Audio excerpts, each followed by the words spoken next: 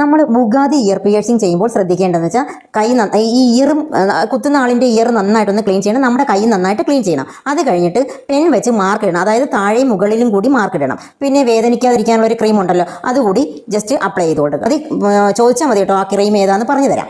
പിന്നെ ബുഗാദി കഴിവതും gun shoot ചെയ്യാതെ സാധാരണ അതിനകത്തിരിക്കുന്ന സ്റ്റഡ് ഉണ്ടല്ലോ, അത് ഉപയോഗിച്ച് ജസ്റ്റ് അമർത്തി ഒന്ന് കുത്തുമ്പം കറക്റ്റ് പൊസിഷനിൽ നമുക്ക് കിട്ടും. ഗൺ ഷൂട്ട് ചെയ്താൽ ചിലപ്പം കറക്റ്റ് പൊസിഷനിൽ കിട്ടണമെന്നില്ല കേട്ടോ, അതുകൊണ്ട് ഞാൻ പറഞ്ഞതേ ഉള്ളൂ. ഗൺ ഷൂട്ട് ചെയ്യണമെങ്കിൽ ഗൺ ഷൂട്ട് ചെയ്യാം, ഒരു കുഴപ്പമില്ല, ചെയ്യാൻ അറിയാവുന്നവർക്ക് ഒരു കുഴപ്പമില്ല കേട്ടോ.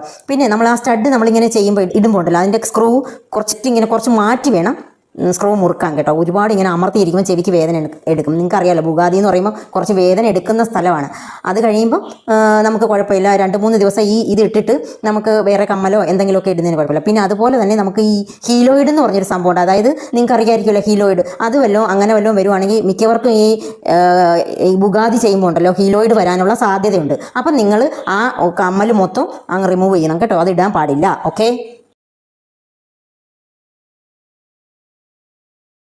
2 ദിവസം കഴിഞ്ഞപ്പോൾ സ്റ്റഡ് മാറ്റി വേറെ പുതിയൊരു സിൽവറിൻ്റെത് വാങ്ങി ഇട്ടേ. അപ്പോൾ പക്ഷേ അത് നല്ല രസമുണ്ട് കേട്ടോ, കണ്ടിട്ട് ഭയങ്കര ഭംഗിയുണ്ട്. അപ്പോൾ സിൽവറിന് വാങ്ങി ഇടുവാണെങ്കിൽ നല്ല ഭംഗിയായിട്ട് ഇരുന്നോളും കേട്ടോ. അതെല്ലാവരും അതായിരിക്കും ചേരുന്നത്, സിൽവർ ആയിരിക്കും കുറച്ചുകൂടെ ബെറ്റർ എല്ലാവർക്കും. Okay, thank you so much.